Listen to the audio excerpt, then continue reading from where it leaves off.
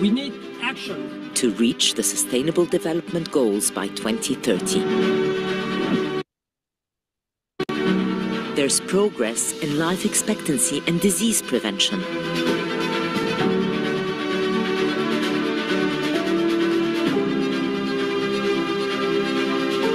There's greater gender parity in management positions.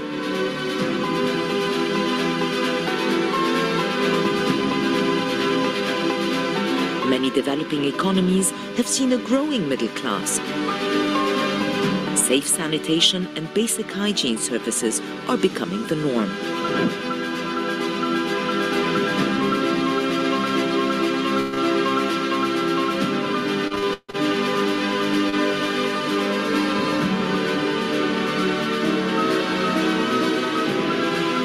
More than 95% of the global population have access to mobile broadband networks. The future of energy is cleaner.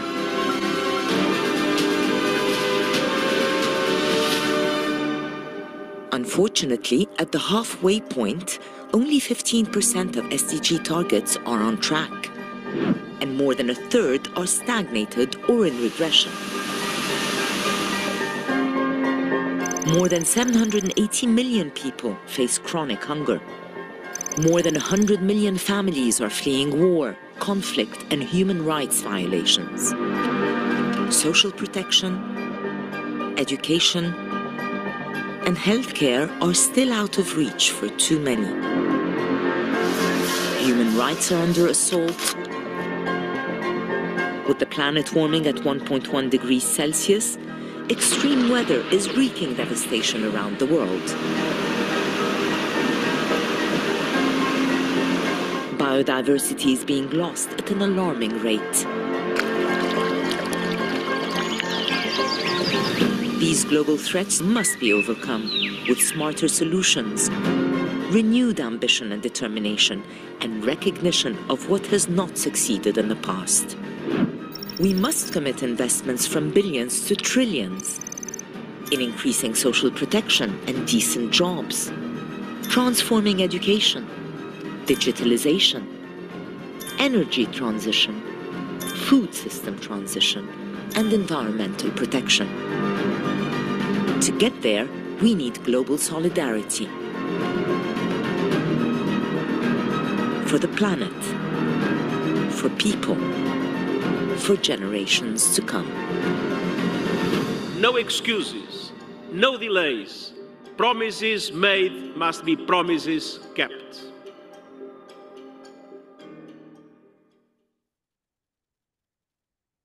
A very good evening to you all. Ladies and gentlemen, it's my immense pleasure to welcome you all for our Green Wisdom Forum on World Environment Day 2024, conducted by the Green Building Council of Sri Lanka and the official launching of special edition of the Green Guardian. As you all know, June 5th is celebrated as World Environment Day in each year. On behalf of that, today we gather to celebrate the incredible richness and diversity of the environment and declare our commitment to preserve and protect it for generations to come. As we embark on this journey of awareness and action, let us unite in our shared responsibility to safeguard the wonders of our natural world. Together, let us honor, conserve, and cherish the environment that makes our planet so unique and precious. So I would like to highlight a topic that is quite interesting to be discussed in today's session, achieving Sustainable Development Goals, which is mandatory to be discussed on the day like this. So ladies and gentlemen, without taking much more time, it's my immense pleasure to invite Architect Jayantha Perera, Chairman of the Green Building Council of Sri Lanka, to officially launch the special edition of the Green Guardian, first issue of the Volume 6, and start today's Green Wisdom Forum.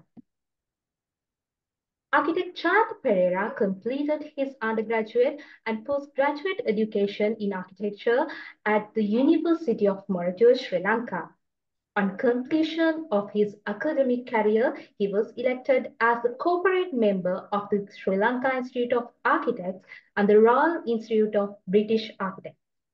Architect Jayantha Perera was elected President of the Sri Lanka Institute of Architects for the session 2007 to 2009 and held the position Chairman Architects Registration Board Sri Lanka 2009 to 2011. Architect Jayantha is current chairman of the Green Building Council of Sri Lanka, current president of the Chamber of Construction Industry Sri Lanka, also the current president of the Alumni of University of Moratuwa. He was the chairman of the Committee on Architectural Education of the Architects Regional Council Asia and was the deputy chairman of Zone A of Arch Asia during 2009 to 2010. He is the past chairman of South Asian Association of Architects and also served as the director for the Union of International Architects Work Program Responsible Architecture.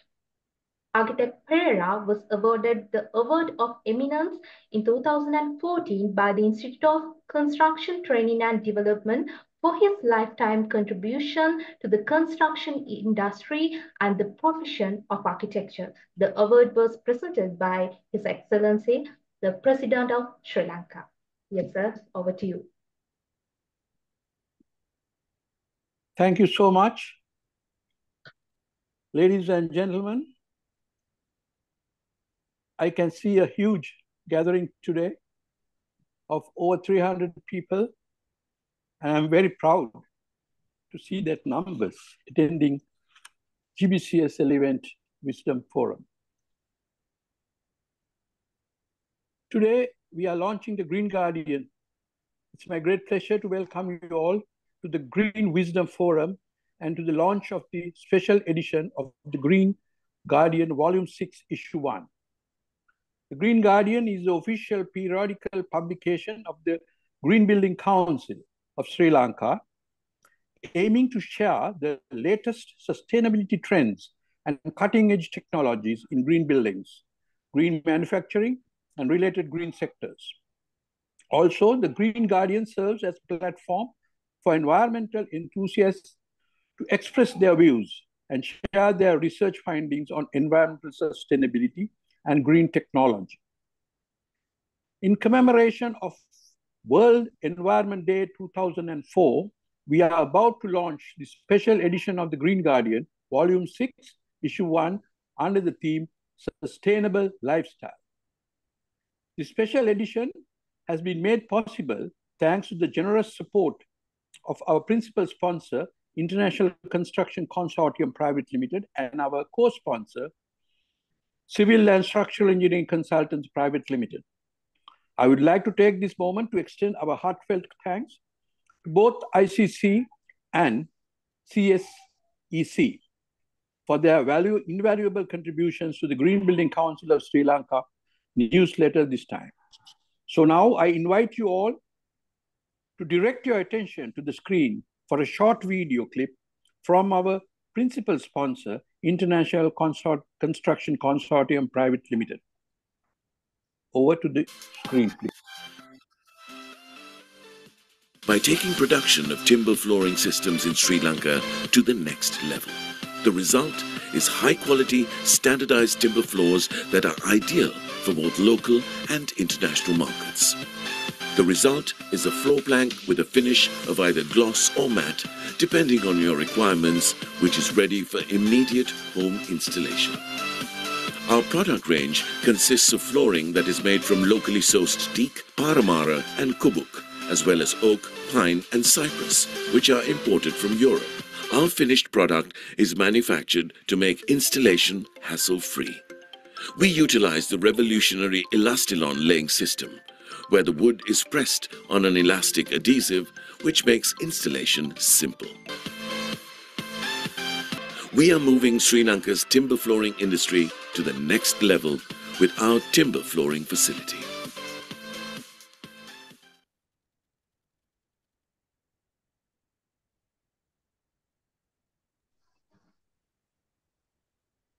Okay, ladies and gentlemen, in today's world, concept of sustainable lifestyle has emerged as a crucial response to pressing environmental challenges facing our planet. So sustainable living starts with each of us. When multiplied by millions, every small action can lead to significant positive changes. Now to the video on the launch of our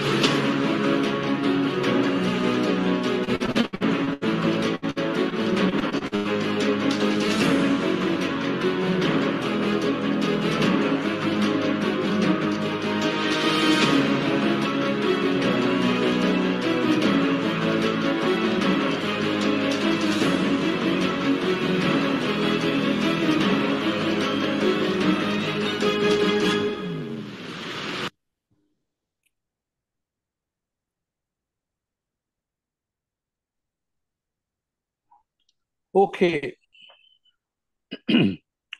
We invite you to visit the GBCSL official website at www.srilankagbcsl.gbc.org to view this full edition, Volume 6, Issue 1, online.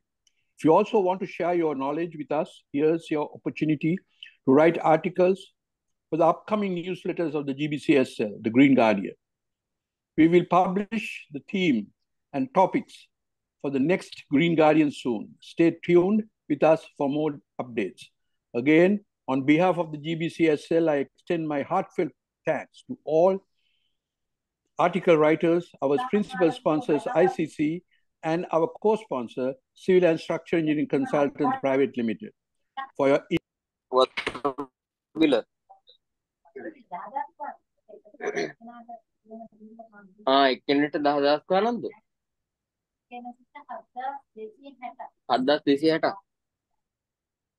So now it's the time to start Green Wisdom Forum. Before proceed, I'm honored to take an opportunity to invite Architect Jayantha Perera again to share your valuable knowledge with the audience.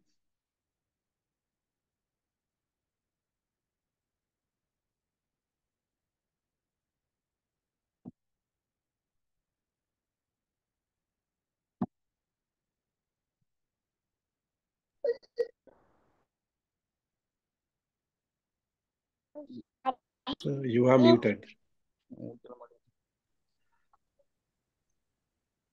Professor Priyan Mendis, our founder chairman, I thank you very much for joining us even at midnight on Australia, and our dear friend and who has been supporting us throughout, Prof.Ananda Jayawardane, taking all his time to join us today. Thank you so much. So let me start my presentation. Good evening, everyone. Thank you for joining us today, and I am pleased to present you the significant role that the Green Building Council of Sri Lanka, or the GBCSL, plays on achieving the Sustainable Development Goals. Today, we will explore how GBCSL is paving the way towards a sustainable future through its dedicated efforts and initiative. Next slide, please.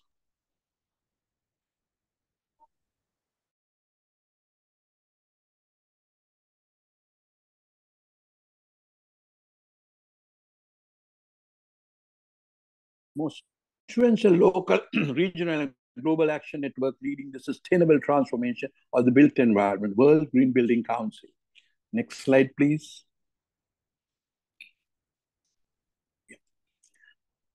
The Green Building Council of Sri Lanka, or the GBCSL, is a pioneering organization committed to promoting sustainable building practices. Our vision is to transform the construction industry in Sri Lanka with traditional building practices and fully adopt sustainability as the means by which our environment flourishes, the economy prospers, and society grows to ensure future well-being of our motherland.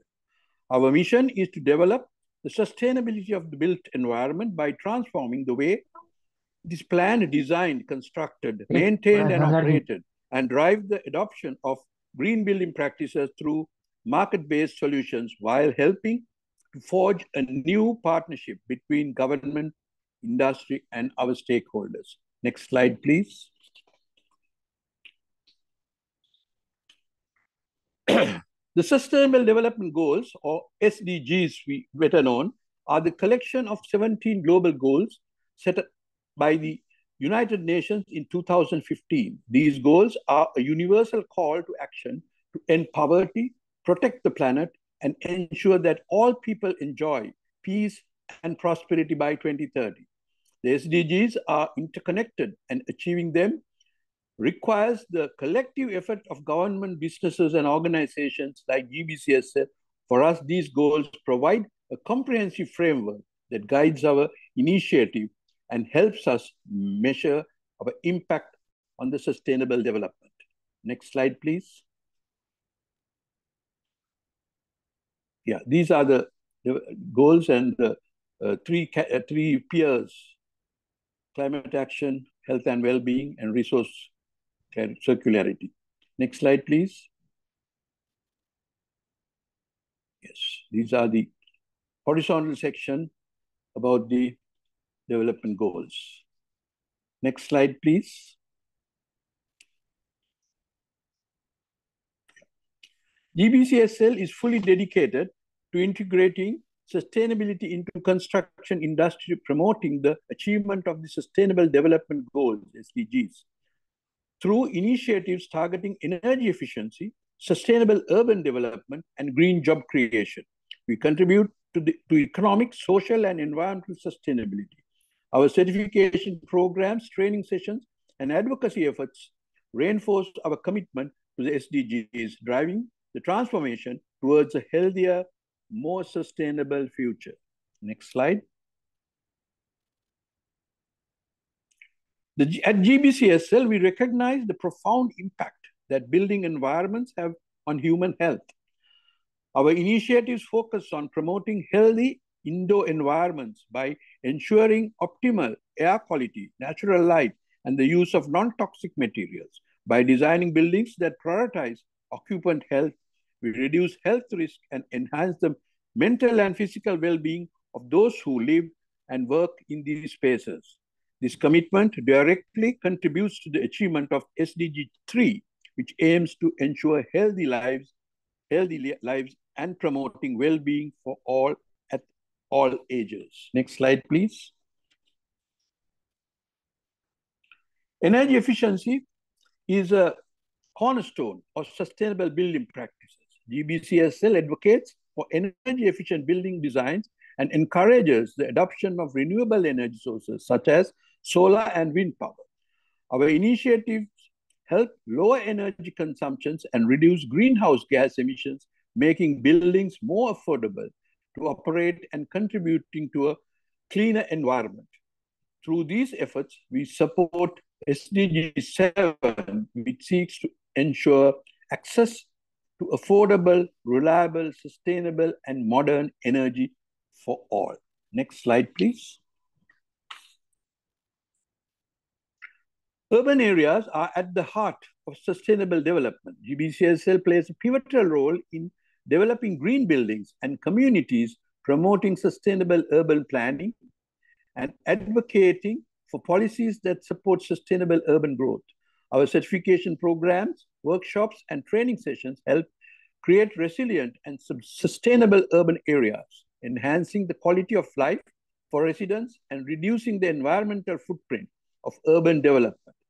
This aligns with SDG 11, which aims to make cities and human settlements inclusive, safe, resilient, and sustainable. Next slide. SDG 8 deals with, SDG 9 deals with industry, innovation, and infrastructure. Next slide, please. Urban areas are the heart of sustainable development.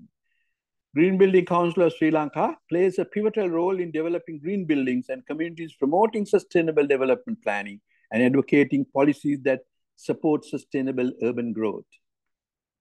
This aligns with SDG 11, which aims to make cities and human settlements inclusive, safe, and resilient.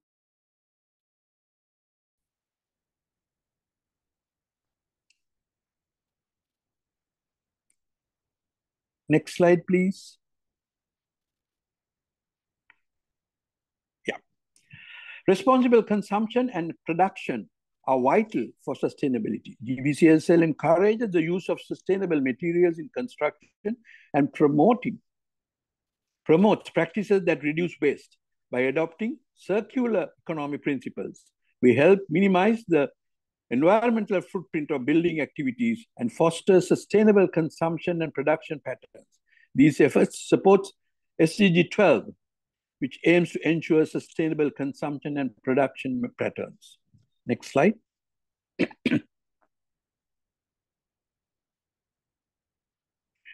Climate change is one of the most pressing global challenges. GBCSL is committed to promoting climate-resilient building practices and mitigating climate change by reducing emissions from construction sector.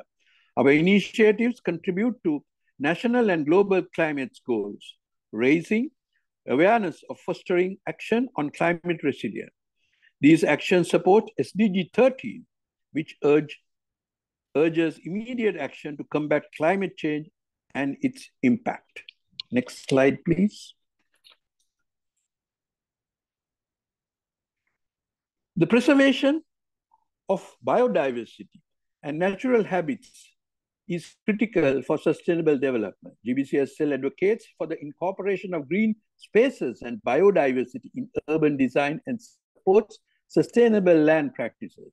These initiatives enhance biodiversity in urban and rural areas, reduce deforestation, and raise awareness about the importance of preserving life on land, aligning with SDG 15, which aims to protect, restore, and promote sustainable use of terrestrial ecosystems.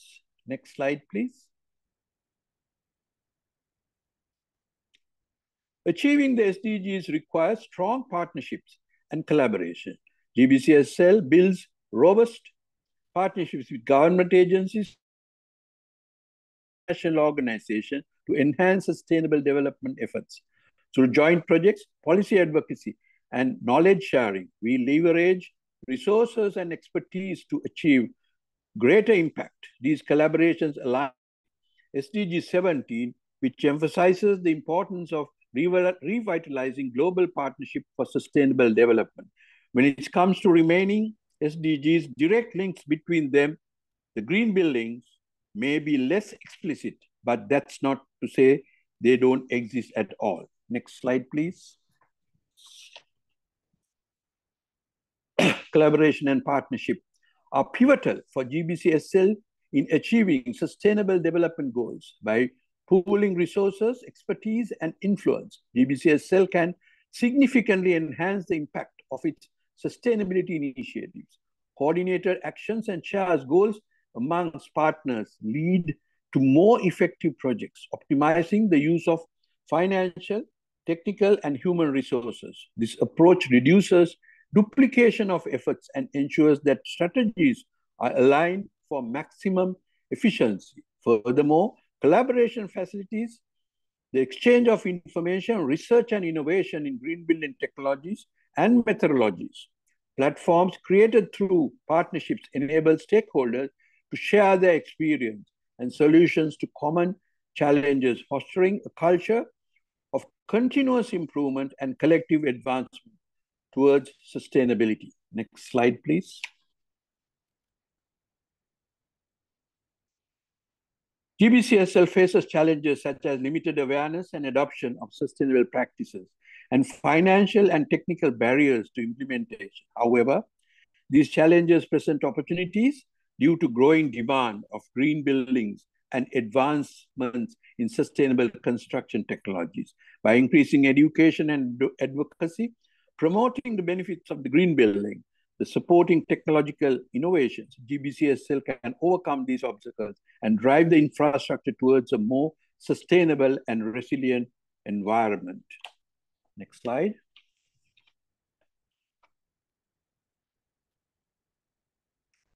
GBCSL aims to significantly expand its green building certification programs, ensuring more buildings and communities adhere to sustainable practices. Enhancing training and education programs will be the key focus, in equipping professionals with the knowledge and skills needed to implement green building technologies and practices effectively.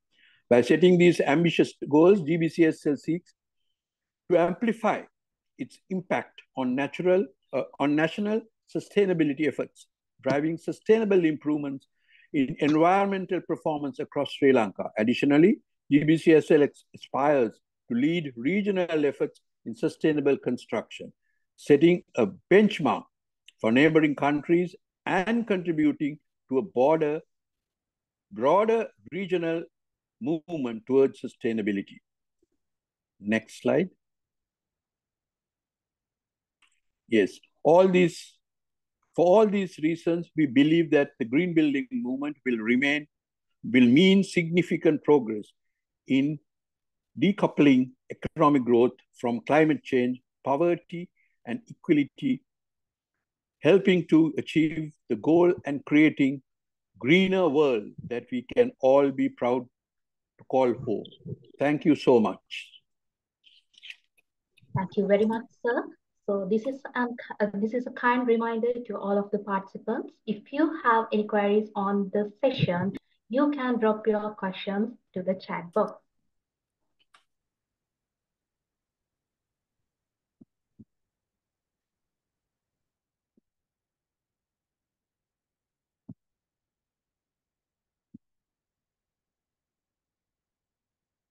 So now it's time to invite Professor Priyan Mendis to share his valuable knowledge with us. Professor Priyan Mendis is a professor in the Department of Infrastructure Engineering, University of Melbourne, and the director of Archt Centre for Advanced Manufacturing of Prefabricated Modular Housing and the leader of the Advanced Protective Technology of Engineering Structures Group.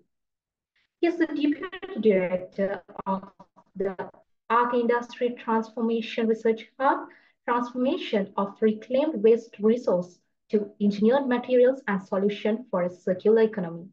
He is world leader in innovative construction methods such as prefabricated structures, tall buildings, durability of concrete structures, advanced materials for constructions including waste materials, protective technology of structures, wind, earthquake, fire, and blast. He worked as a consulting engineer before joining the university in early 90s. He is a member of the Australian Standard Committees BD2 and BD6. He was a member of the Archt College of Experts 2005 to 2017. Professor Mendis obtained his PhD from Monash University, Australia. He is the founder chairman of the Green Building Council of Sri Lanka, and he is also a member of several institutions, including Institute of Engineering, Concrete Institute of Australia, and American Concrete Institute. Yes, sir, the floor is yours. Thank you very much. And it's a very kind introduction, and I'm really honored to be there with in fact, very much highly qualified, distinguished speakers. And first of all, Architect Jayantha Perera, Chairman of the GBCSL, and also my good friend, Professor Ananda Jayawardane, Senior Professor Ananda Jayawardane, of course, former Chairman of Commercial Bank, and also three of us were founding directors as well, among others, and acknowledge all the founder directors and the present the team. And GBCSL is again one of the most active the Green Building Councils, no doubt about that, in the World Green Building Council movement. Our humble beginnings in 2009, and we are fulfilling 15 years, and I'm very proud to be here talking about this particular topic, and also thanks to the GBCSL organizing team I know Mr. Lionel Navagammo, Dinishka, and all the organizing committee can I thank as well, and having a very active the workforce in Green Building Council of Sri Lanka now. And I will just share the screen, and actually, in fact, I'm seeing 540 people, amazing numbers these are. So congratulations to GBCSL. And just want to, yes, I think you can, I'm sure you can see my slides. And my topic is today, I've selected this topic was strategies. And as Archt Jayantha Perera mentioned, it's midnight here, past midnight, and I hope I can really, without any interruptions, I can talk. Now, in terms of the Archt Jayantha Perera gave a very good, very important presentation on how the Green Building Council of Sri Lanka could contribute to these sustainable development goals. My talk is a little bit extending to the world scene and also to where my work, our work, my group, the work from my group, to see how some examples. Now, we are actually talking about the solutions now. So how we can contribute to the solutions. That's why we have I can see 550 people are here listening. The reason is because of we all need the solutions. And so let's look at that. And some of these ones are you already seen, some of the slides. We know carbon dioxide, like not killing the generations, and we just polluted the world. We means everyone. But in this case, if you see 1913 to 2012, it's that it's everyone believes climate change now. A few years back, when all these UN SDG goals were launched, only 50% of US population believe climate change. Now, so many, I'm sure everyone in the world probably believe the climate change. See the ice caps in 1913 and 2012. These from the National Geographic magazine. And see, it's real climate change is there. Carbon dioxide levels have gone up so much. And these graphs are showing last so many years, the carbon dioxide levels are in exponential way growing. And this one, if it works, see the temperature change from 1890s to now. And I'll just like expedite that. I don't want to take time. But you can see the temperature. You can see when it's in this video that how the temperatures have changed. 1970s, still temperatures are increasing. And see what happens in 2022, somewhere there. So this is happening. So it's not nothing, it's real. So the temperature changes. And this is a book which I always, in my talks, use. Mark Linus, I happen to meet him as well. It's a very famous book, 6 Degrees. If you have a chance to read that, it says, after 6 degrees, if we reach the humidity, we will lose the whole humidity. It's not going to happen. The people have to take some action. That's why the UN SDG goals are there, taking that action. And this in Sri Lanka, what happens there? We have the droughts, and now the floods. Even now, of course, there are floods in Sri Lanka, as we know, and other countries as well. So disasters are there, the landslip. So the climate change has done a lot of damage. This is something that many of now it's very popularly known, but the COP26 and got together and then said, let's keep the global the temperature warming to below 1.5 degrees in 2050. What's happening now? They had to revise the target upwards. So 2 degrees. There's no escape from 2 degrees even 2050. But let's try and do something to this. So this is real, and it's not just, that's why we had to find some solutions. And let's talk about some of the solutions later. So we have to mobilize the climate finance, which is becoming very big. Climate finance, I will not have time to talk about carbon numbers, all that today. Carbon is becoming currency now. It has a value for the carbon. So if we can save some carbon emissions, then it'll have some value in the future.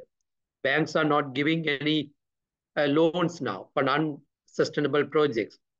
And these superannuation funds or the ones developers are not putting any money to these other projects now.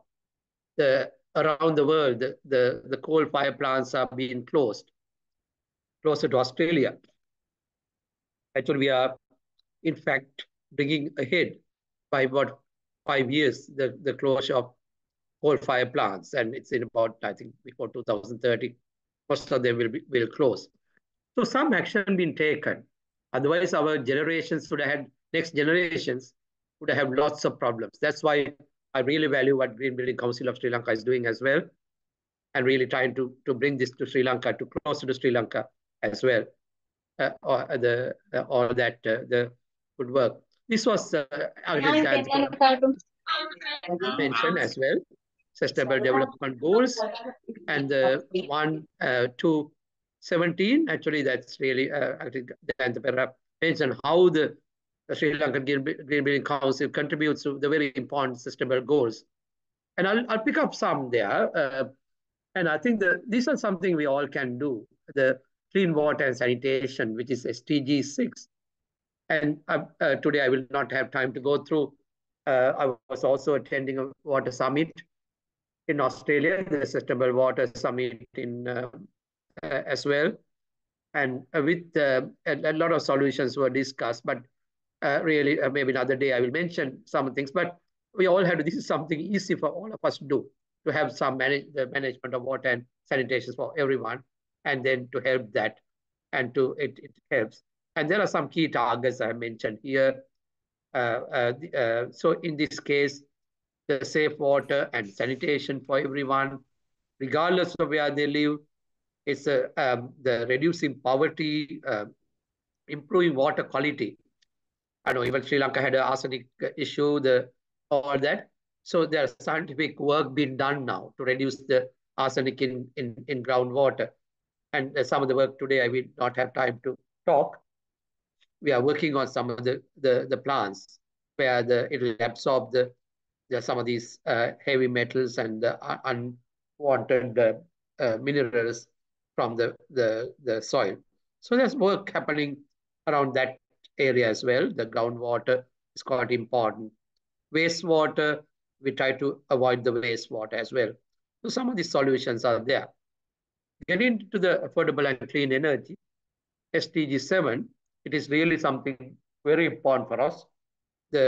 Ensuring the access to affordable, reliable, sustainable, and modern energy to all.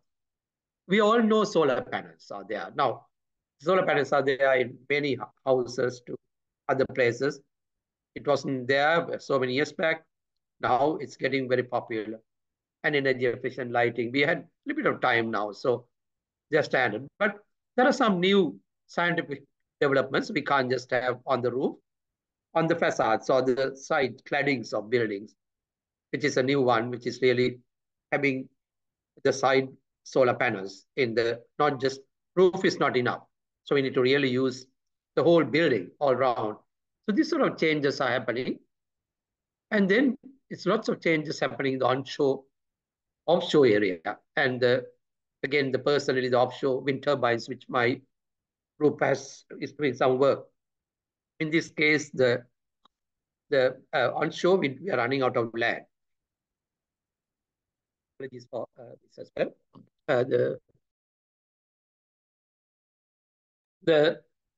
So onshore, we have the wind turbines. The land is not enough, so we need to go offshore. And offshore wind turbines are very popular. I'm sure Sri Lanka will allow that one day as well, because we can't just afford to have onshore wind turbines. Now, getting on energy. Now, Sri Lanka actually is next to the country having the most population in the world, India in this case, and the energy. Actually, Sri Lanka, we can really export the energy. So having to India, and India needs lots of energy, renewable energy. So it's a big opportunity Sri Lanka has now next to India. And so onshore wind turbines, we need some offshore wind turbines as well. That's happening around the world. Some interest in the offshore wind. This is something my group got recently, $3 million from for mega scale liquid hydrogen storage. And hydrogen is a topic I can talk for a long time, but maybe I'll leave it to another time. Hydrogen is becoming the fuel. It is really something that whole world is there, and I think Sri Lanka starting to have a hydrogen strategy. That's again an export opportunity for Sri Lanka as well. So there's a bit of work happening in hydrogen storage systems. You can make green hydrogen by breaking the water. You can have hydrogen. However, you need renewable resources to break the water. After that, again, that has to be stored and transport, which is very important to other places. So that's where we are working on. This grant will give us more opportunities to have more people working on this. And again, actually, Jayantha also mentioned this, but the SDG 9. So I'll just pick something from SDG 9. I'll be very quickly going through this. And again, domestic technology, we need to develop that. So that's where the local technologies, domestic technologies, even starting from smaller technologies, we have to work upwards. That's where I think we have a big hole at the moment. And in the world, there's some work been happening trying to develop that the smaller industries, taking it to the higher level. And then this is the construction, that's which here, robotics and all that are coming. In the construction, the 3D printing, robotics, all that will come in the future. These are some effective solutions. The cities and human settlements, there are a number of targets in this case. I will not go through all that, the 11, and then the smart cities. And you'll have, I'm sure, access to these presentations. So with I will not read any of this, but some smart cities. Everyone start talking about smart cities. I'll leave it to another time to talk about what's happening in the smart cities. And the construction, it is very important. The next few slides I'll show very quickly why the construction industry is so important. Number of SDGs are linked to this, our construction industry. And looking at the people, environment, society means is a very good diagram. It's not my diagram. So this diagram shows how the SDG goals all linked to the construction industry. Why? The buildings, and Jayantha also mentioned this, consume 30% of the 2% of the world resources upwards, is going up. 40%, more than 40% of energy consumption. Waste materials. That's why the construction industry is so important. For the next 40 years, the world will build over an area roughly size of Paris every week. See what's going to happen in the building industry. And the global population, of course, 8 billion 2022, and it's will be 80% of the buildings will be there in 2050. It'll be 12 billion or more. So in 2050. So this is one of the most difficult to decarbonize, the construction sector. Embodied energy, again, a number of people know about it, but these are for another day to talk about in detail. But it's really 15% of the world greenhouse gas emissions are coming from embodied carbon in the construction. So I will I'll explain another day on all that. And the waste as well. So construction industry is a key to really to achieve this the goals. This is very quickly, I will not go through it all. Why people ask the question, why concrete is a polluter? Concrete is the most popular building material in the world. And again, the after water, it consumes more than anything else in the world. So it's really why is happening this one here? I really very simply tell someone who wants a technology, it's good to understand. Many people don't know. In the cement production, we burn limestone and we get lime. In that one, the CO2 escaping. So that CO2 is one of the biggest polluters. That's why we need to attack the concrete industry to make it sustainable. I will skip this one, linear versus circular economy. Everyone, we were used to linear economy, disposing and resource extraction.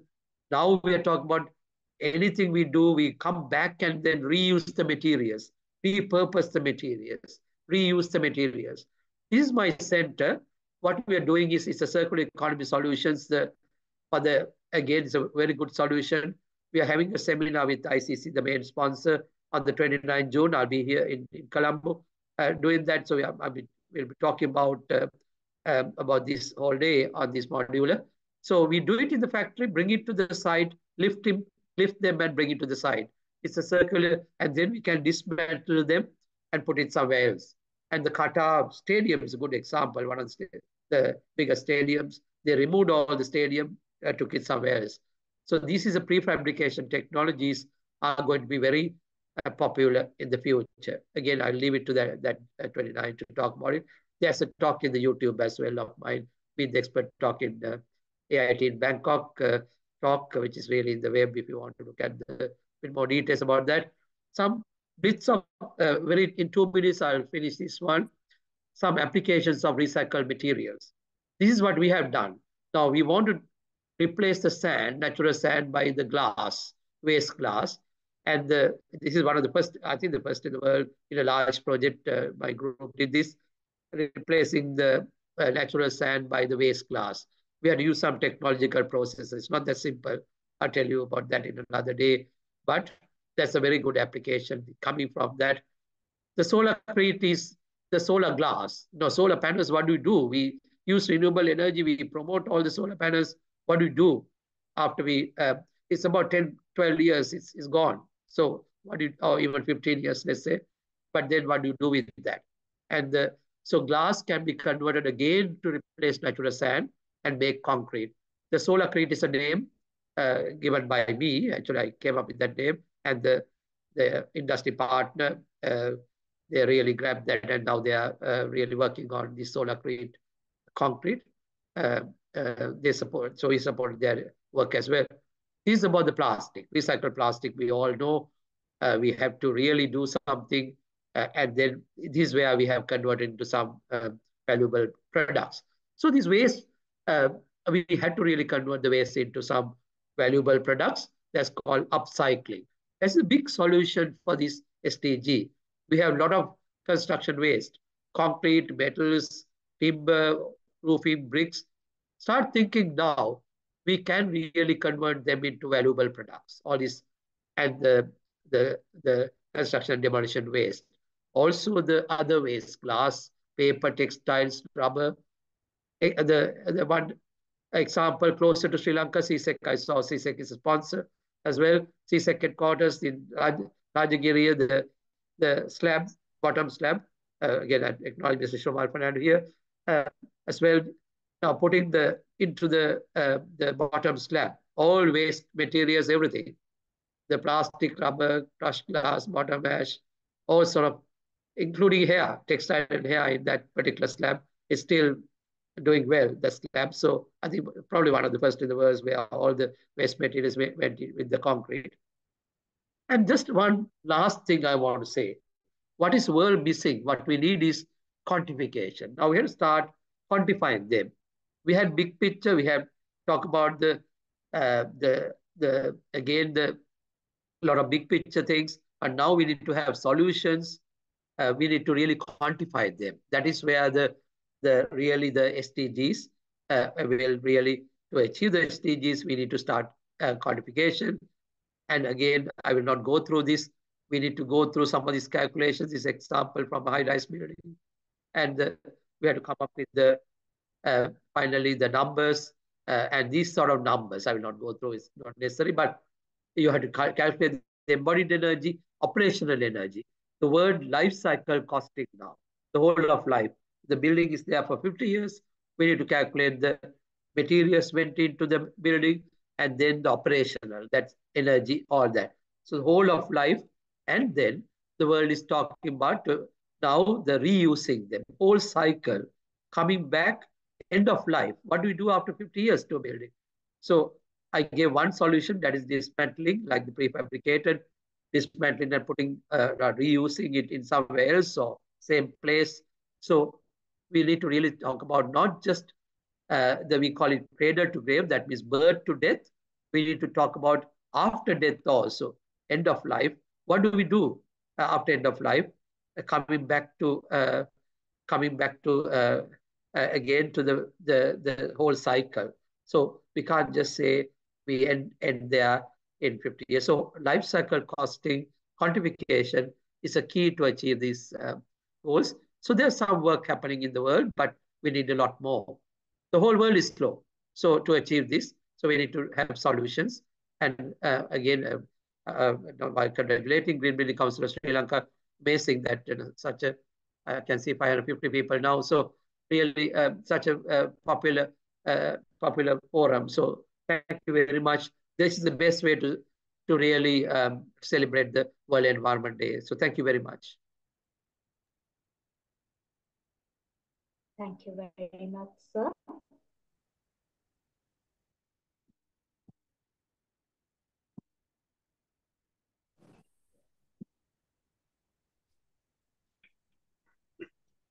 So now it's my honor to invite Prof.Ananda Jayawardane to the Green Wisdom. Prof.Ananda Jayawardane is currently a senior professor in civil engineering at the University of Moratuwa, a commission member of the University Grant Commission, and a member of the governing boards of several other public and private sector organizations. He just completed his term as the chairman of the Commercial Bank of Ceylon. He is also a past Vice-Chancellor of the University of Moratuwa, a past Chairman of the Committee of Vice-Chancellors, and a past Director General of the National Science Foundation. He is a chartered engineer and international engineer, a fellow of the Institution of Engineers Sri Lanka, a fellow of the Institute of Project Managers Sri Lanka, a fellow of the National Academy of Sciences of Sri Lanka, a life member of Sri Lanka Association for Advancement of Science, a graduate member of the Sri Lanka Institute of Directors, and a member of the Society of Structural Engineers Sri Lanka. He has co-authored several textbooks and has published and presented over 85 research papers both locally and internationally, and delivered convocations, addresses, and keynotes on many occasions. Dear sir, the floor is yours. Thank you very much. I hope you can hear me. Can you? Yes, sir, we can hear you. Right. My friend, President of the Green Building Council of Sri Lanka, Architect Jayantha Perera, and of course, Professor Priyan Mendis, we heard a very, very valuable presentation by you. And first of all, I would like to congratulate Green Building Council for organizing this very important event, Wisdom Forum for Achieving Sustainable Development Goals. And I can see a very, very distinguished audience here. And let me just try to speak a few words on this aspect of entrepreneurship.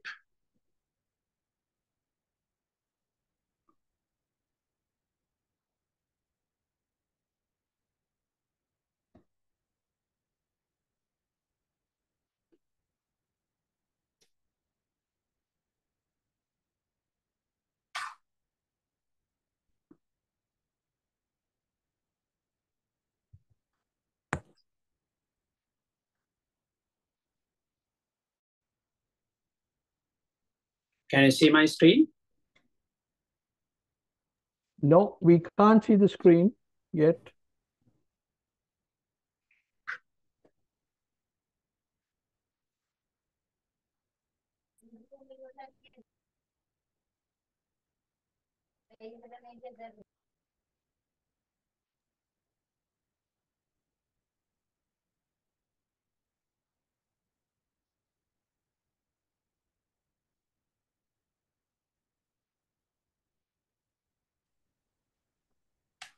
Yes, now we can. You can see, right? Okay, thank you so much. Right, so the topic given to me is sustainable development through green entrepreneurship. So basically, I was thinking to talk about it under 4 subtopics. First, a little bit on what is green entrepreneurship, the benefits of green entrepreneurships towards sustainable goal development, and how to promote green entrepreneurship, and the challenges and possible solutions that we can pursue. If we take the first subtopic, which is green entrepreneurship, as entrepreneurs, maybe perhaps we all are aware that entrepreneur is anyone who has the will and determination to start a new venture, and also deal with its own risks as we start the business, and the risks go with it, and with the idea of earning a profit. So that's just an entrepreneur. So when you consider green entrepreneurship, basically it involves creating businesses and ventures that prioritize environmental sustainability, social responsibility, and sustainable development. And when we talked about green entrepreneurship, it need not be more difficult or easier than any other type of entrepreneurship. It is just how we set about it and how we set about our own venture, prioritizing environmental concerns or social responsibility or sustainable principles. And when we talked about the green enterprises, talk about the sustainable development goals, and people who start these green enterprises contributing to sustainable development goals. We talked about the businesses that prioritize environmental sustainability and aim to minimize the negative impact, as we always talked about, and enhance the positive impact on the planet. So if you take some examples of these green enterprises, any renewable energy companies that we talked about, dealing with solar, hydro, geothermal, wind power that we just saw, all these, anybody starting these kind of enterprises are actually falling into these green enterprises. Then we know organic farming, agriculture, anything to do with organic farming, where we don't use chemical inputs and things like that, but sustainable agriculture that we talked about, any enterprise relating to that category. Then green building and construction, which is a focus of the Green Building Council of Sri Lanka, and in fact, in the world, where we talked about, and Professor Priyan Mendis talked about, construction industry is contributing to many sustainable development goals. The whole purpose of the Green Building Council is that as well. So any enterprise starting where we use reuse materials, recycle, upcycling that he talked about, all that, and designing, which involves in green practices, all that comes under this green building and construction. Then environmental consulting firms dealing with any consultancy advice on green aspects, sustainable development, green designs, green advice, environmental impact assessments, and so on. So any enterprise falling into that. Then waste management and recycling entrepreneurs, talking about, again, upcycling, recycling, talked about circular economy and all that, which supports that, waste management and recycling. Then perhaps, of course, electric vehicle manufacturers, infrastructure, that involves, again, in green enterprises in a higher scale. Then any green technology startups that we talked about, which can be done by any small and medium entrepreneurs, like clean water and various kinds of little things that they talked about, or they fall into this green technology startup companies. And sustainable fashion brand, where manufacturing of textile, fashions, garment, apparel, all follow sustainable principles, reusable materials, recycled materials, and so on. And those enterprises come under that as well. Eco-tourism businesses involved in eco-friendly tourism, any aspect of that. And of course, food and beverages companies also producing sustainable practices. So these are just examples of green enterprises that we can talk about. Anything which supports sustainability, sustainable development, and sustainable development goals, we can consider them as green enterprises.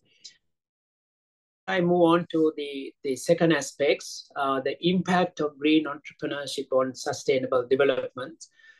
If you consider these impacts, we can actually consider in many ways that it impacts the sustainable development. If we take the innovation, lots of green entrepreneurs tend to innovate and products, services, and even green technologies that reduce the carbon footprint, conserve resources, and minimize waste. So anything to do with that, any innovation coming out to provide or reduce the carbon footprint, conserve resources, and minimize waste come under these innovations.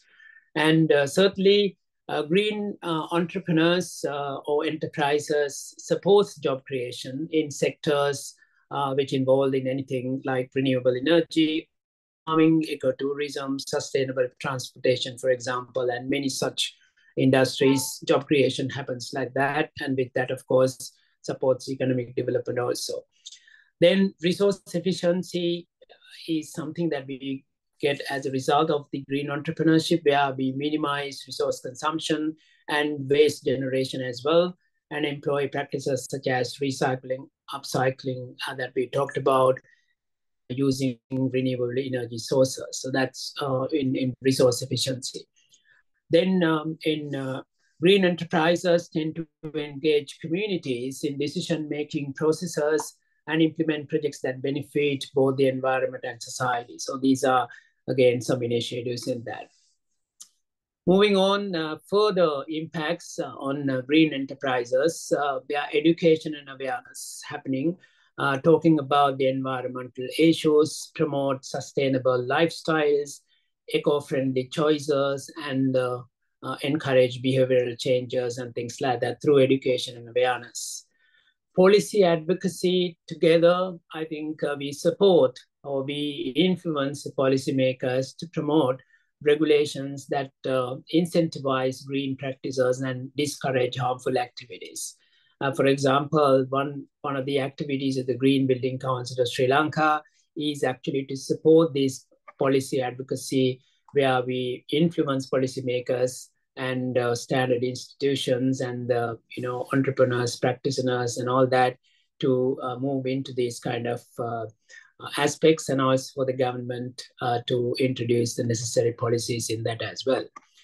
Then investment opportunities attract investment in sustainable projects, contributing positive environmental and social outcomes. And so we tend to have more and more investment opportunities in these aspects, more and more funding available, particularly in green entrepreneurship as well.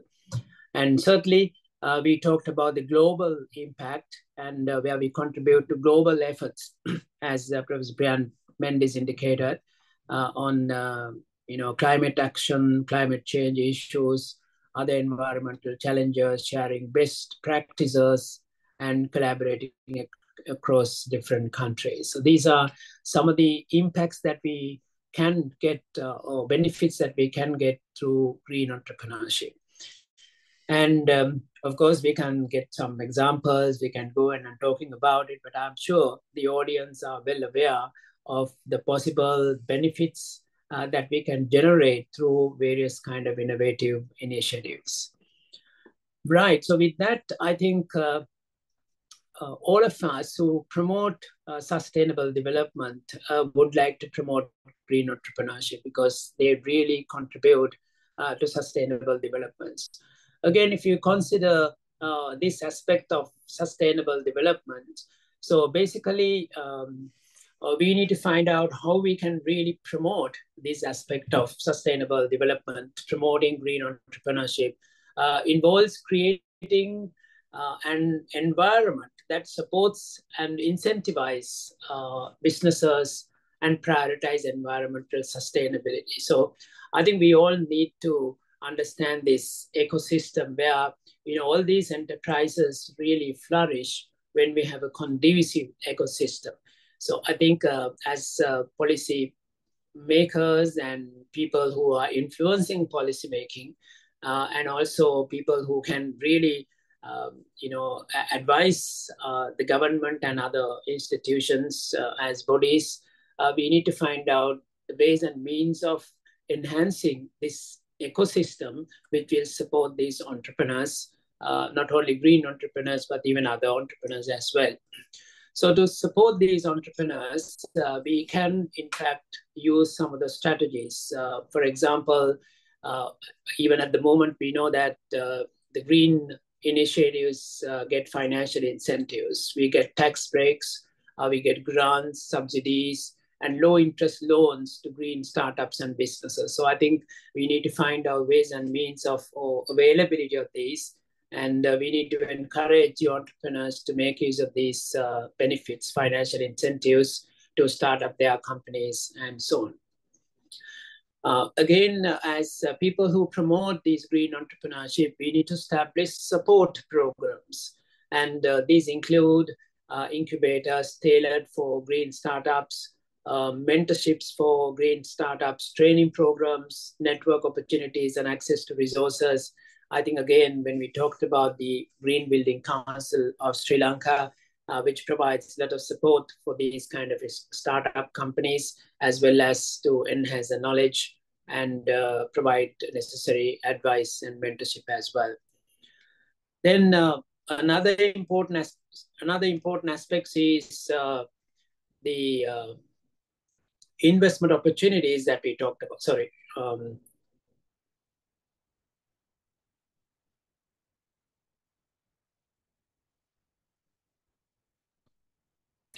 Right. So another aspect is streamlined regulations. Basically, when we talked about the entrepreneurs, they always complain about the regulations and difficulties in moving ahead and getting the facilities and things like that. Again, we need to find out ways and means of simplifying these kind of regulations related to environmental compliance, sustainability, initiatives to reduce barriers and to be consistent in our policies as we go ahead, because with the consistency only that we can develop or we can ensure the confidence in investors. So that's a very important aspects that we need to find out and support as well.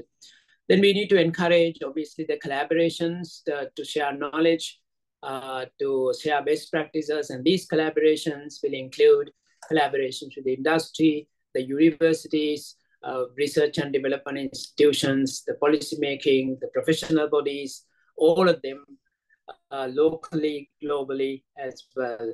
So this is what we are doing even now through these collaborations. When we proceed with that, we also need to promote green procurement for increased market demand for sustainable products and services.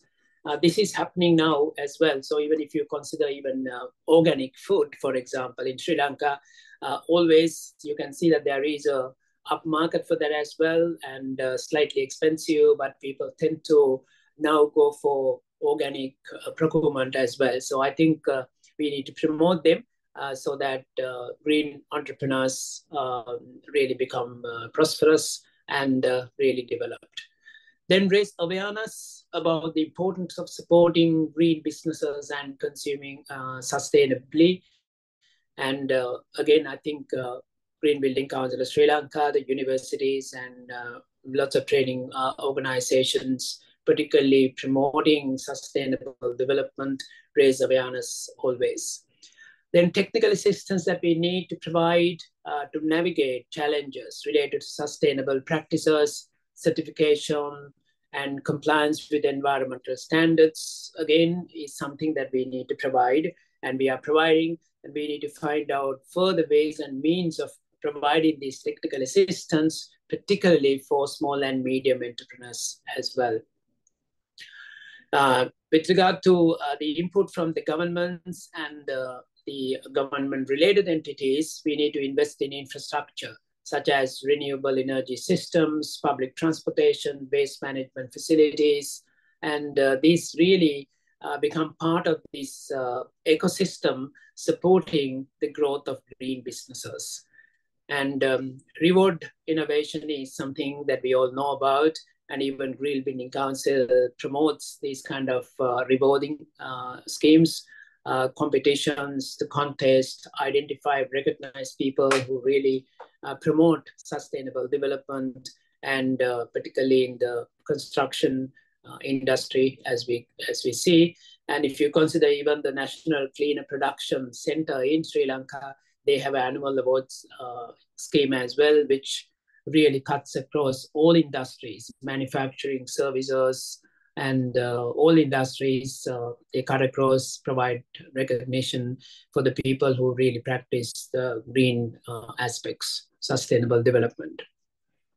Lead by example is something that we need to really demonstrate by ourselves, indicating our commitment to environment and our responsibility to inspire others to follow suit.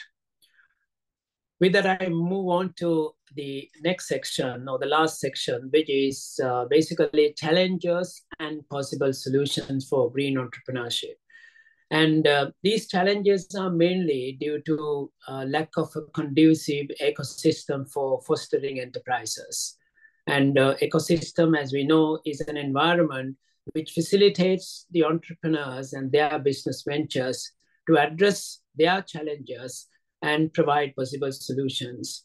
And creating this ecosystem is usually, in an overall sense, is a responsibility of the government or the government institutions. But we, as players in that, we need to also make sure that we support this ecosystem, and as professional bodies, as universities, as research and development bodies, or whoever who are involved in any of these players need to really support this ecosystem. Then it becomes conducive for the green enterprises. And if you consider these challenges one by one, these are some of the challenges that I thought is important. Initially, green entrepreneurs need to invest a lot of money upfront, and particularly for compliance reasons, to ensure sustainable practices and to go for sustainable technologies, investment can be prohibitive right at the beginning. So as possible solutions, as supporters, we need to find out ways and means of providing financial incentives, which include tax breaks, the grants, subsidies, and low interest loans to green startups to offset this kind of initial investment. These are happening quite a lot as well, even in Sri Lanka. You have certain schemes available for this. Even through the banks, you can get sometimes, depending on, of course, the benefits that they get from the government or even from donor agencies to provide these kind of subsidies for the green enterprises. And another challenge that we might have is limited access to funding. Despite the fact that there are these kind of opportunities, sometimes the green startups may struggle to secure financing, particularly from the banks or as traditional lenders and investors, because they perceive these green entrepreneurs or enterprises as riskier or even less profitable. And in these situations, I think we need to find out, we need to provide education to go for alternative funding, and which explore options such as impact investment, crowdfunding, and even green bonds that we talked about in Sri Lanka as well, tailored for green businesses. And we might even secure some funding, loans internationally to banks, and to provide these kind of green bonds tailored for green businesses as well. So these are opportunities that we can probably harness. Then we also talked about the complex regulation and standards initially, particularly for small and medium enterprises, where have a good knowledge about these kind of regulations and standards. Navigating these regulations or obtaining certifications and standards related to environment compliance can be very time consuming and even costly, and particularly because of their unawareness as well. So this is where we need to identify the opportunities to provide these kind of regulatory support, providing assistance, and also, whenever possible, trying to streamline these kind of regulations and assistance to navigate these compliance requirements, certification, and standards. You also have a challenge like market competition and consumer behavior. Particularly, you might have a competition from conventional counterparts. Even when you talked about these organic food and all that, perhaps, of course, you have the competition from the other conventional counterparts. And sometimes the consumer behavior, particularly when people cannot really afford more expensive green products, they might even go for other products as well. So these kind of challenges are there as well. So therefore, always for green products, there might not be a priority.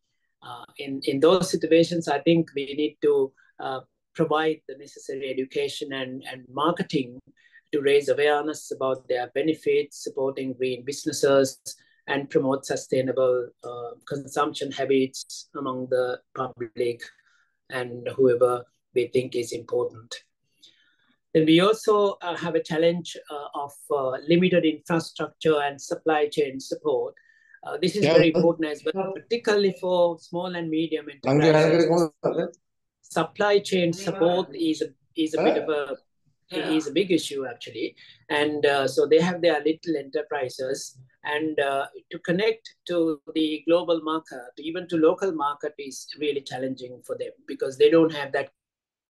So this is a big challenge for small and medium entrepreneurs. So this that we need to make sure that we invest in green infrastructure and support the development of these sustainable supply chains to facilitate the growth of green entrepreneurship.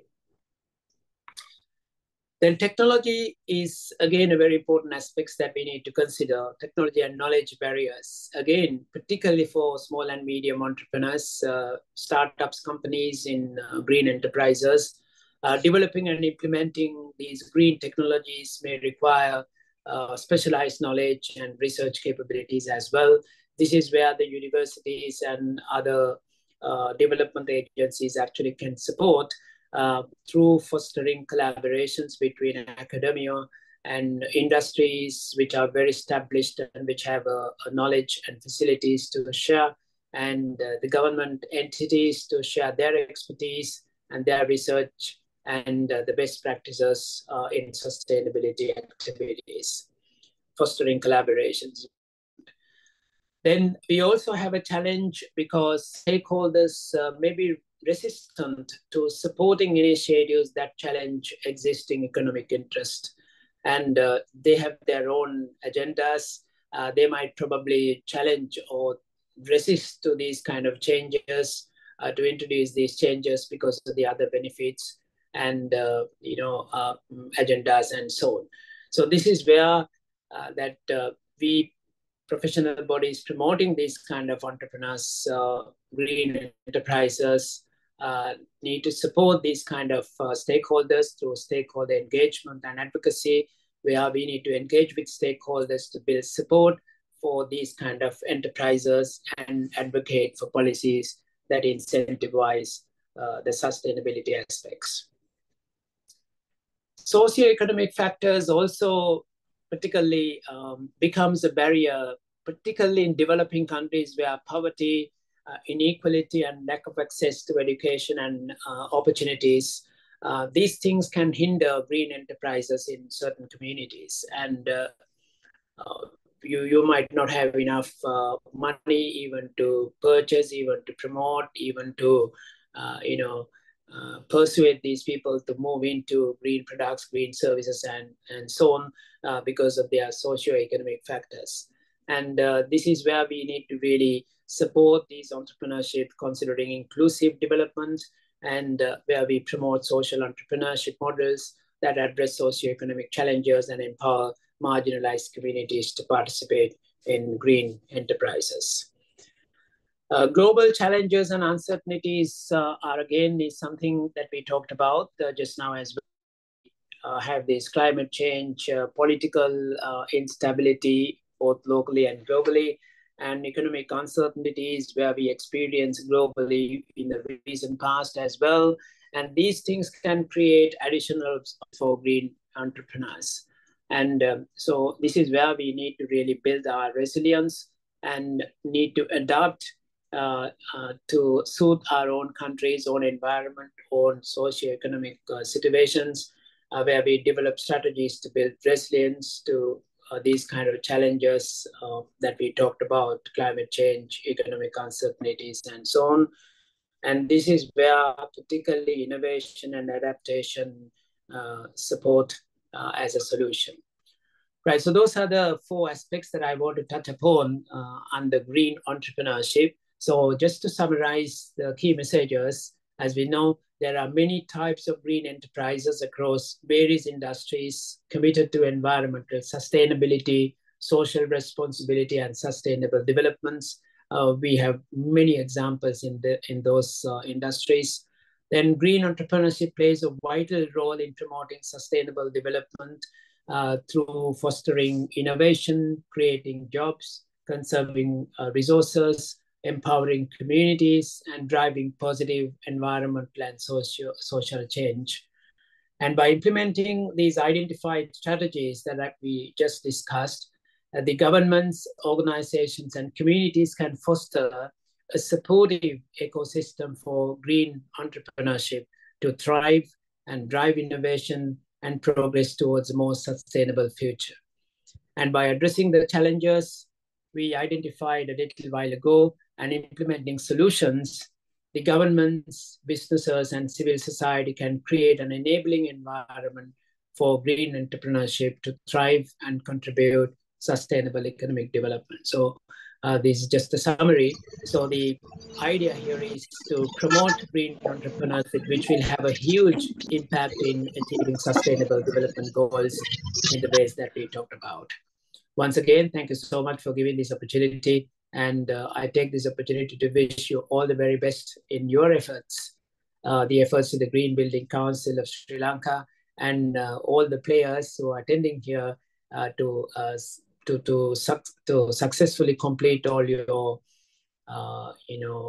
research projects, all your initiatives to support the economic development and supporting achieving the sustainable development goals. Thank you very much. Thank you very much, sir, for sharing your valuable knowledge with us.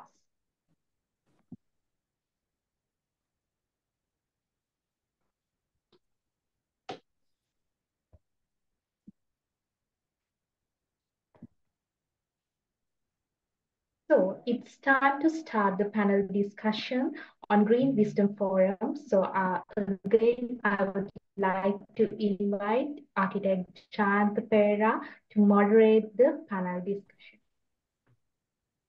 Thank you so much. I just want to, I just went through the chat box and there was some, actually we are running out of time as well. So therefore I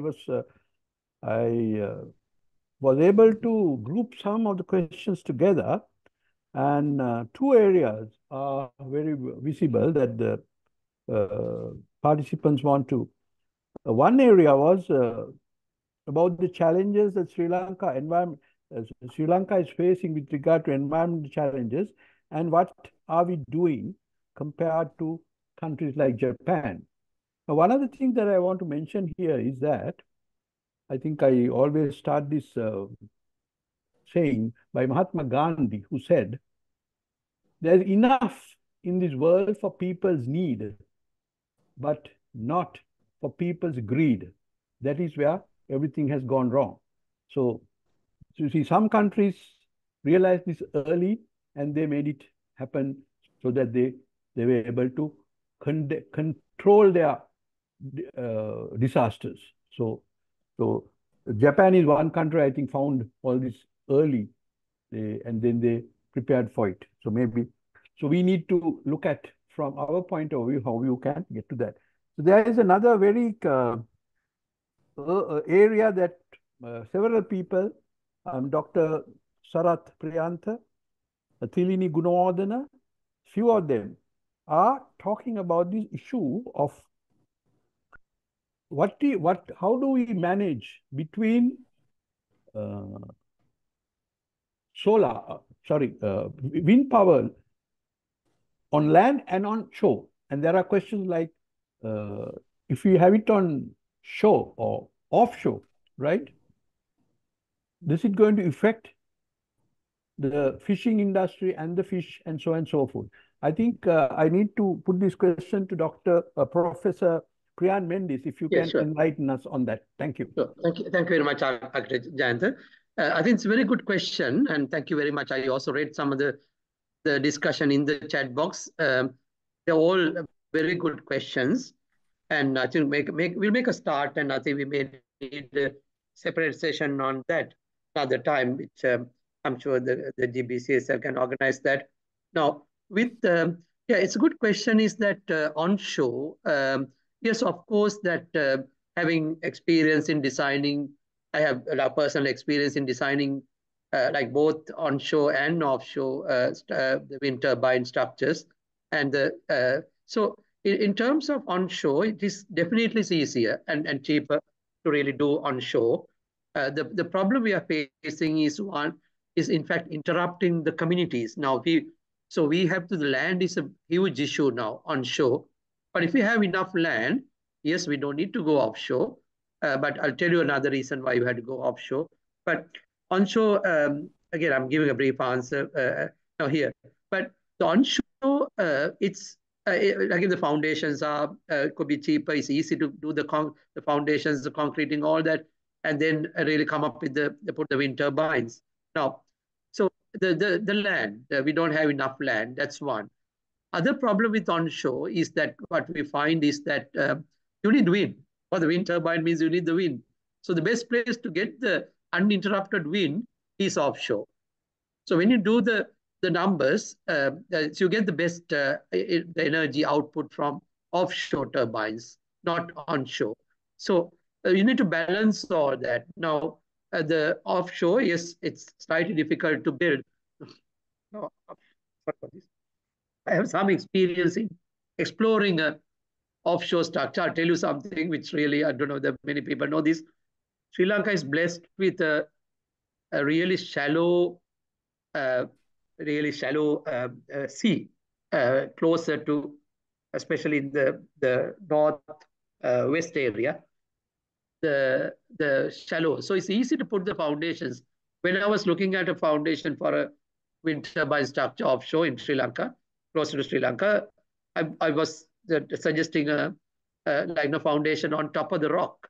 So it's easier than a lot of countries. Now at the same time, I agree with some of the discussion that the marine life could be affected, but we need to work out all that. So we can work around all that. Then we have to say stop fishing totally. We want the everything. Then if you want to really protect the whole marine life. Now, so there are solutions. We need to balance the solutions. Are we polluting the world with all these carbon emissions? We keep on doing the fossil fuels, or else we go for some of these.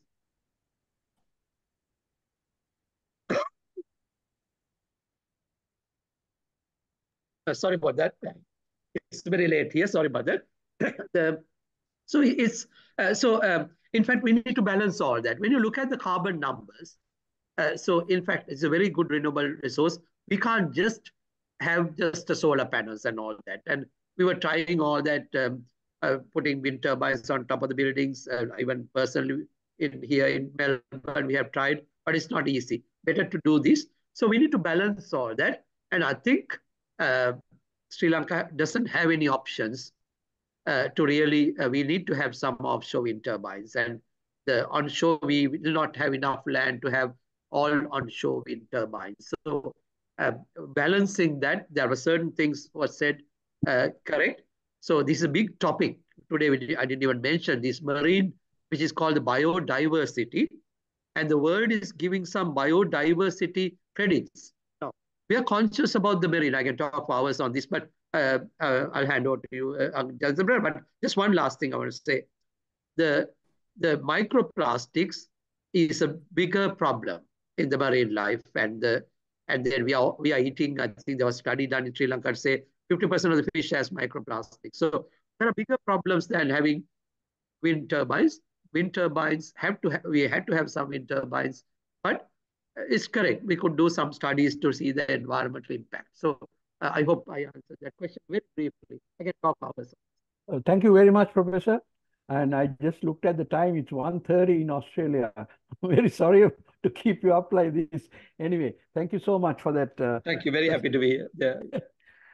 Then there's another area, large area of question that I think I should focus this to Professor Ananda Jayawardane about this financing of green products and green projects.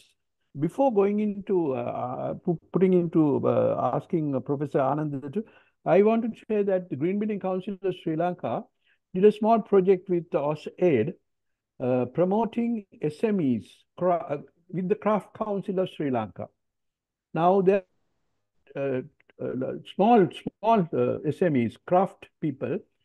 There we did the study in four districts, and we found about 30 crafts products that can be, and then we taught them how to make certain things so energy efficient and so on and so forth.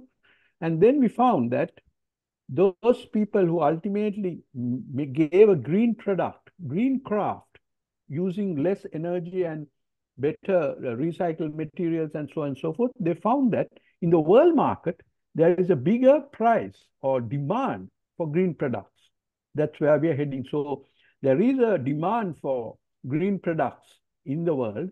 So therefore, I think financing green entrepreneurs is going to be the future. So over to Professor Ananda. Can you slightly enhance the green incentives for green products and green entrepreneurs? Thank you so much. Thank you. Thank you very much. I think you very correctly indicated that people have really realized the need to promote sustainable development, and they have realized the need to go for green entrepreneurship. And that is why even when the prices are high, people consider responsible as citizens and then tend to really buy those kind of products, and that's a good opportunity for us. And I think we all need to consider that as a great opportunity, and it will help to achieve our objectives. Having said that, the opportunities that we have to support these kind of green enterprises still not to satisfactory level in developing countries, including Sri Lanka. And when I was there in the commercial bank as well, so we were just trying to see how best we can support these green entrepreneurs. And we actually got some funding from funding grant or loan that we got to the bank as an investment. Then we need to really provide supports for these kind of green enterprises. And what we could do was actually to provide less interest rates and things like that to some extent. However, the bank was supporting these green enterprises through many education programs. Actually, they created business circles, and particularly for small and medium enterprises, whenever they needed some advice, particularly on financial aspects and also even in technical aspects, the bank supported them in groups, providing these awareness programs, supporting these green enterprises and SMEs and all that. So having said that, there are many opportunities. There is plenty of space for improvement of these opportunities for funding, green enterprises. So what we need to do is basically to use our influences, promoting the policy advocacy or policy makers, basically to provide more, relief and encourage and meet their challenges through some of the solutions that we proposed. So I hope that clarifies the situation. Thank you so much, Professor. Before concluding, there's another question about how whether the government of Sri Lanka or there's a method to use the taxes, part of the taxes that has been collected for use of green products and green projects. So I think the main issue in Sri Lanka is that we are not collecting enough taxes from the real taxpayers, right? Now, recently I was able to have a chat with the Indian High Commissioner. He said, no cash purchases in India now. And after implementing that project in 2 years, the taxpayers doubled in India. Imagine a population of 200 million people. taxpayers become double. What he very clearly said, we have enough money, government, because we are collecting a lot of we have. So that is the issue that we have. So we have to have a mechanism to get that through. And if that is true, then we can easily invest on green projects and green entrepreneurs in a bigger way. So basically, those are the things that we have. So I would like Architect Jayantha, can I interrupt and answer one question, which is yes, please. last one here? Sure. I saw in the chat box about the achieving the SDGs by 2030. Yes. I think it's a very good plan. As I said, even now we are going to only have 2 centigrades in 2050. We can't have 1.5. But if we didn't do anything, look what would have happened. As I showed you that the 6-degree thing, the book really discusses that. Now, the 2030 is just an initial plan, but now the net zero is towards 2050. So have some action. World has taken a lot of action and achieving a lot of goals. So it's really working. But 2030 is coming up in few years. But 2050 is the target, the net zero, achieving net zero. So many countries will go for that. Some countries are signed for 2060, not 50, but it is going to happen. So it will slowly happen, but not slowly, actually, in a very fast way, it's going to happen. So thank you, Architect Jayantha. I'll hand over to you. Just one more question, Professor Priyan, for you, which I noted down. There was a question raised by Tilini Gunawardana that this high-tech and robotics and all that coming in, which will reduce use of labor and, of course, cost with that. What is going to happen to the labor forces or the big population of people who are involved in producing labor requirements for these products? What is going to happen to them? This, I think, was a question raised in a conference that I attended in Africa also. Sure. There was this question. So if you can please. Sure, I think that's a good question. However, it's the other way around, actually. We can use these new technologies. Very brief answer is that, so it'll be more. We need to really, actually, we won't have enough labor force. Now, it's happening in the other countries. Even actually in Australia, we see this, and many countries now, the construction costs have gone up by about 30-40% last few years. And it's really the shortage of labor and all that. And we have an aging population. People will live longer, but it'll be aging population. So we won't have enough people to work. So it's really these new technologies will still have a number of jobs. We can divert that to other jobs. Efficiency will really make it the cost lower, and it'll encourage even more things to happen in an efficient way, in a sustainable way. So yes, there's some really people are really thinking like that, but the idea is it's not going to happen that way. We'll improve the efficiencies, make it sustainable, and then maybe even then divert some of that labor. Again, I'm repeating here, but there's a big labor shortage around the world, and in Sri Lanka we don't feel it just now, but it's happening in other places. Now, Australia is a huge problem, as I said. We don't have enough people going and working in construction sites. It's developed countries, but we can't compare directly. But even in Sri Lanka, it could happen. Thank you so much, Professor. There is one raised hand. I think we'll give only one opportunity because we are already past our time. Mr. Amir has raised hand for a question. Is it? If we can allow him to unmute his mic. He has a question. I saw a few raised hands before, but I think, maybe it's easy. There is no question. So we'll come to a conclusion of the event. I think very successful event. More than 550 attended this webinar, and it's a big achievement. And thank you very much. And I must wholeheartedly thank Professor Mendis and Professor Ananda Jayawardane for attending this, and Professor Mendis at 2 a.m. in the morning still talking to us. Thank you so much. Happy to be there.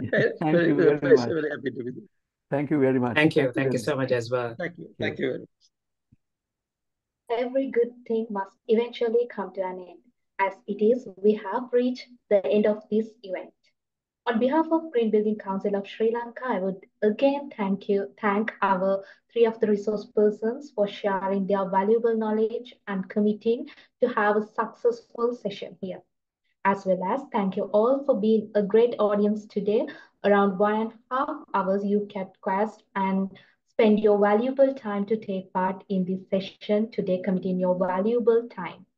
We believe you gained some knowledge from today's session. So stay tuned with us for upcoming sessions and till we meet again. Good night all. Good night.